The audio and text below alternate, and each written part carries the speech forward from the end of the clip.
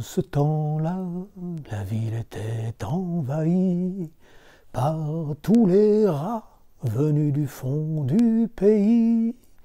Privés de pain, les habitants mouraient de faim. Vous vous souvenez de cette petite ritournelle que chantait Hugo Frey dans les années 60? Eh bien, elle raconte l'histoire du joueur de flûte de Hamelin, et c'est ce conte que je vais vous lire aujourd'hui dans une édition du Père Castor illustrée par Samy Vell. Alors Samy Vell, c'est un illustrateur français qui travaillait beaucoup donc, pour l'édition française dans les années 60, qui a profondément marqué mon enfance, et j'aime énormément ces ambiances, particulièrement celles de nuit et de neige. Voilà, je les trouve vraiment très fortes. Le joueur de flûte de Hamelin, c'est une légende du Moyen-Âge allemand et qui a été notamment transcrite par les frères Grimm. Alors en voici tout de suite le récit.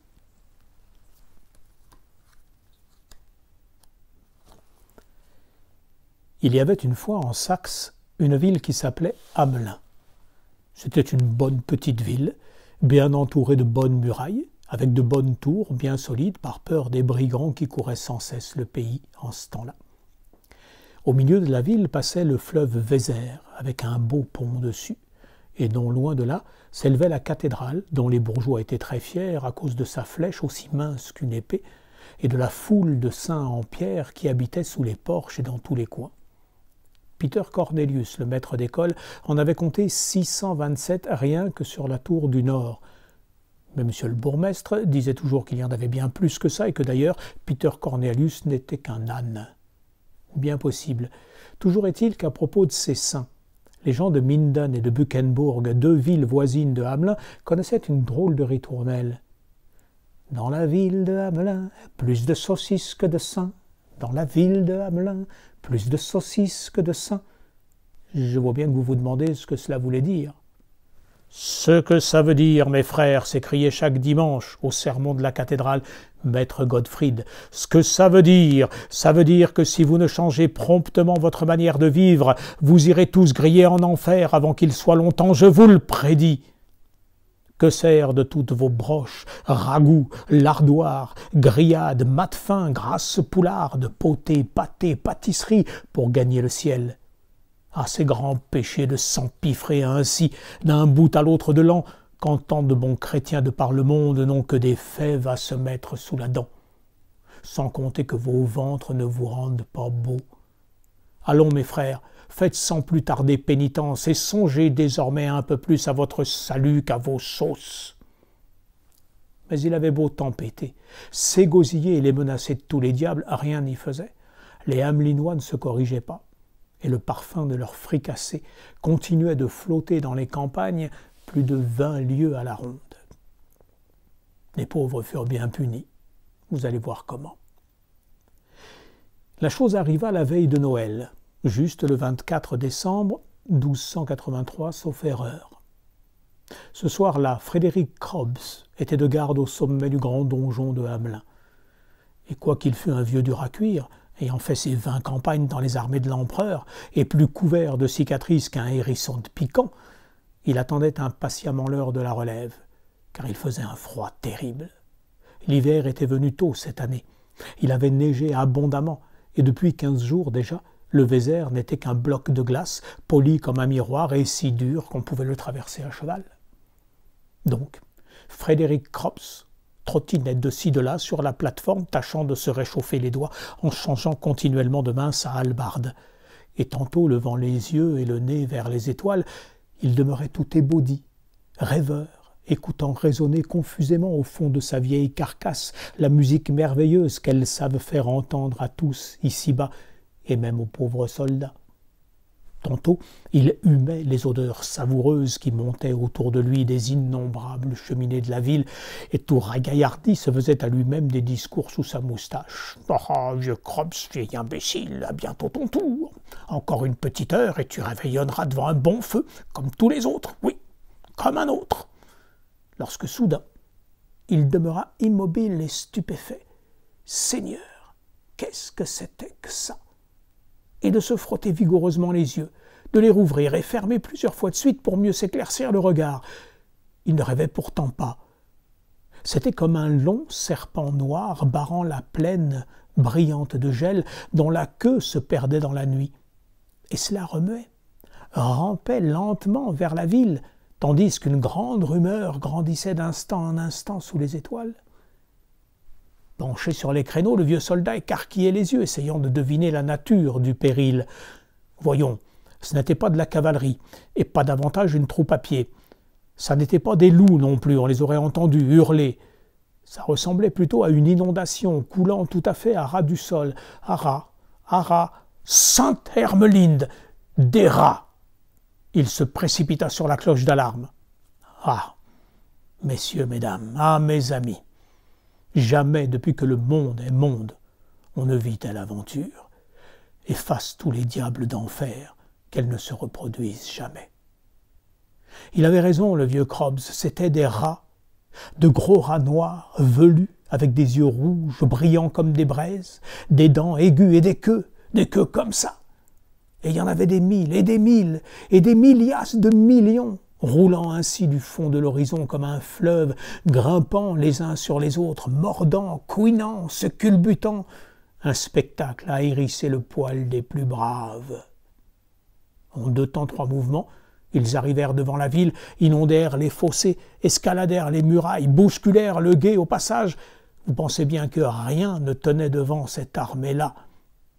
Et partout à la fois, d'un seul coup, passer sous les portes, grimper le long des gouttières, dégringolant par grappes dans les cheminées, éteignant sous leurs masses grouillantes les grandes flambées de Noël, tandis que les bourgeois, affolés, empoignaient au hasard tout ce qui leur tombait sous la main pour se défendre, tapaient dans le tas comme des sourds à coups de chaises, de fourchettes, de flacons, et toutes les dames de la ville, juchées sur les tables, parmi les chandelles et les pots renversés, secouant leurs jupes, poussant des cris à faire tomber les maisons par les fenêtres. Je vous jure qu'ils s'en souviendront longtemps, les Hamelinois, de ce réveillon-là. D'ailleurs, les rats n'en laissèrent pas une miette. Ils dévorèrent tout, sommairement. Tout, les soupes, les andouilles aux confitures, les dindes bien fourrées de truffes craquantes et les brioches dorées, les tranchoirs, les cochons de lait aux amandes et aussi les célèbres pâtés d'anguilles que fabriquait Karl Pesoltz, le rôtisseur du coin de la rue aux ours. De toutes ces bonnes choses, ils ne laissèrent rien, non. Pas de quoi nourrir une puce.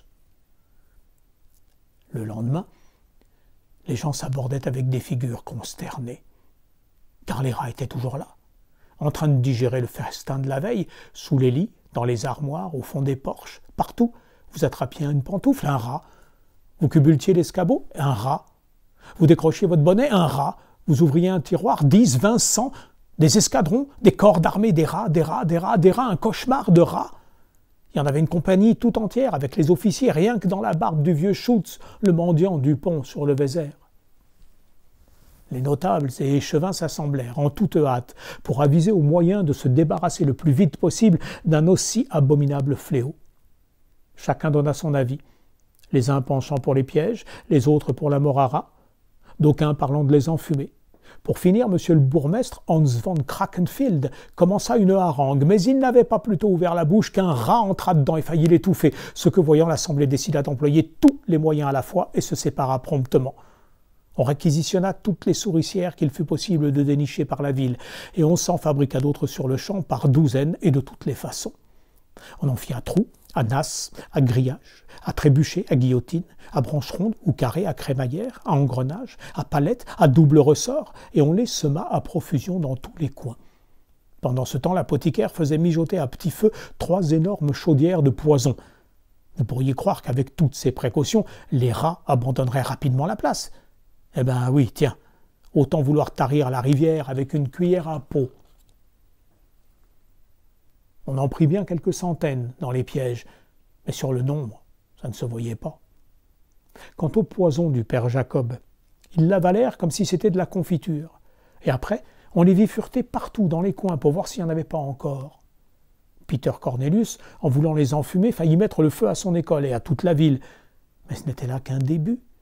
Ces rats diaboliques recommencèrent à crier famine et se mirent à errer partout en quête de victoire. Il n'y eut ni cave, ni cellier, ni buffet si bien verrouillé fut-il qui ne reçut leur visite. Tout y passa, toutes les provisions de l'hiver, farine, jambon, lard, épicerie. Le soir du deuxième jour, il ne restait plus dans toute la ville de quoi faire le quart d'un repas. Quand il n'y eut absolument plus rien à manger, ils se mirent à dévorer le reste. D'abord les harnais et les chaussures, puis ils passèrent aux édredons et aux boutons de culotte.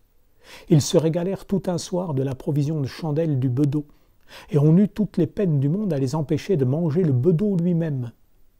Ils entrèrent dans la bibliothèque du couvent et absorbèrent, tome par tome, la grande chronique des hauts faits, États, provinces et chevalerie, en 52 volumes, par Conrad de Würzburg, et ils ressortirent frais et dispos de l'autre côté.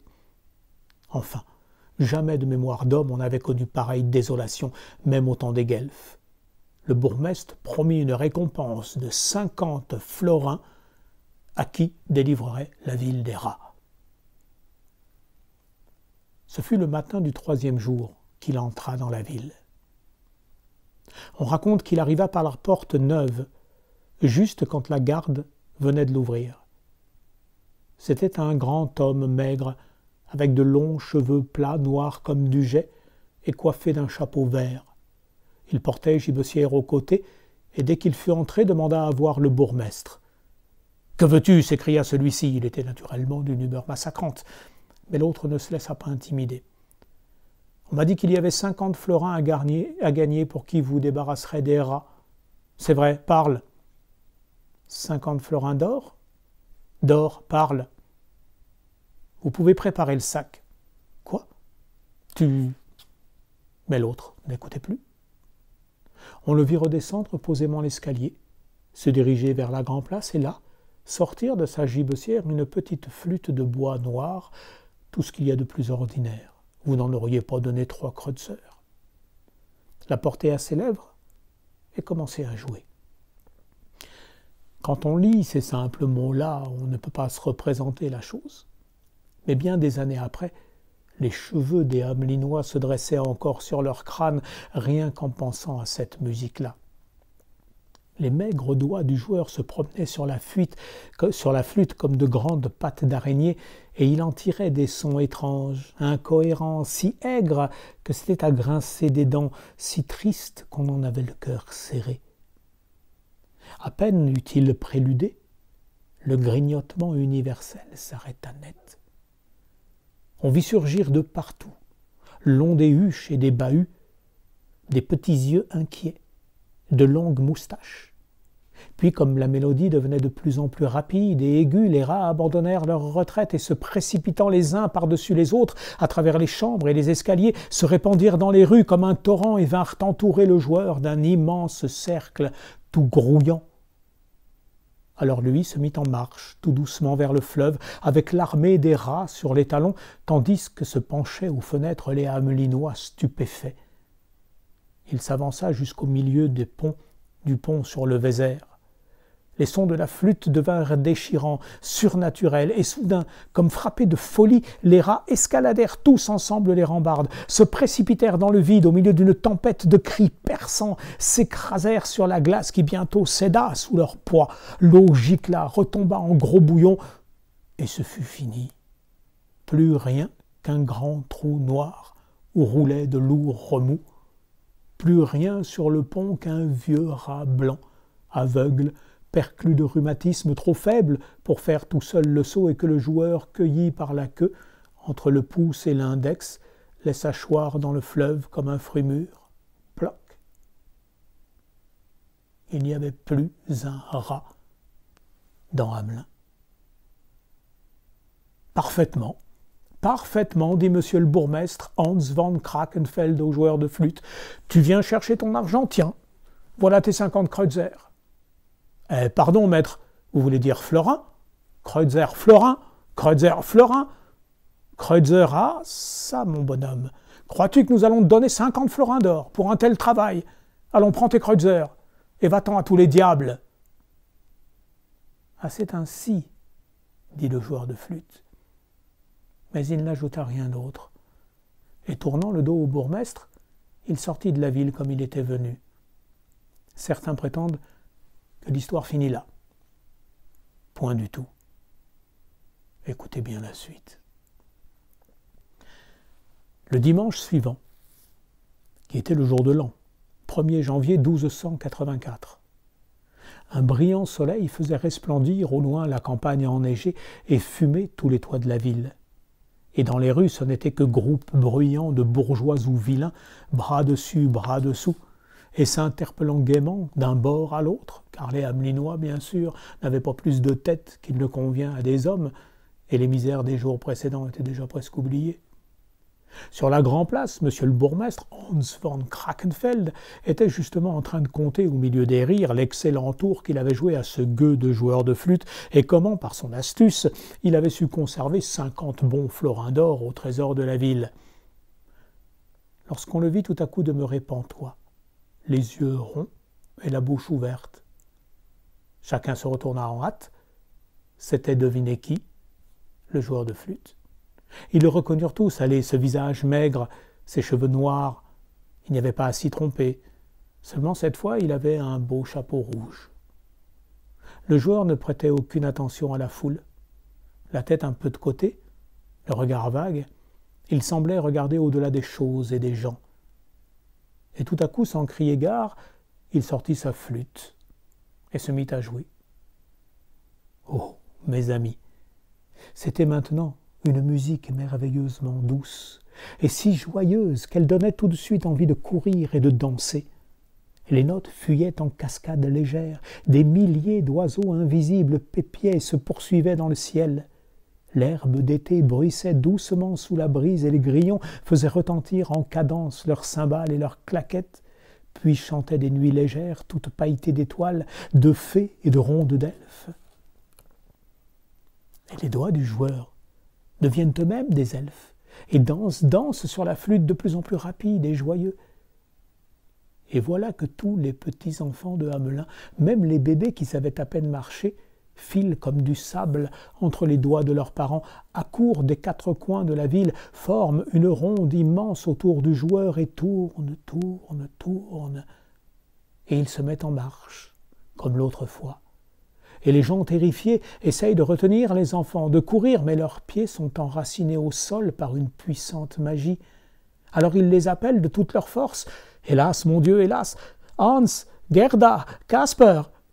Mais la flûte joue toujours plus fort. Le joueur sort de la ville, il traverse la plaine, il monte sur le mont Koppenberg, il entre dans une caverne de la montagne, tous les enfants entrent derrière lui, et on ne les revit jamais. Jamais. Ah, messieurs, mesdames, le monde est plein de grandes, étranges et terribles choses, et n'est jamais sûr du lendemain celui qui bafoue la justice. Les gens de Hamelin l'apprirent à leurs dames. Et maintenant, il y a parmi vous quelques esprits forts, quelques sceptiques pour douter de mon histoire. Eh bien, s'il y en a comme cela, je lui conseille d'aller en Saxe sur le mont de Koppenberg, juste au jour de l'an, vers la minuit, et de coller son oreille au rocher. Alors il entendra des chansons et des rires, et le bruit de 1000 petits pieds battant le sol en cadence au son d'une musique de flûte aussi brillante que l'eau qui court au soleil. C'est le joueur, pardi, le joueur, et les petits enfants de Hamelin qui tournent.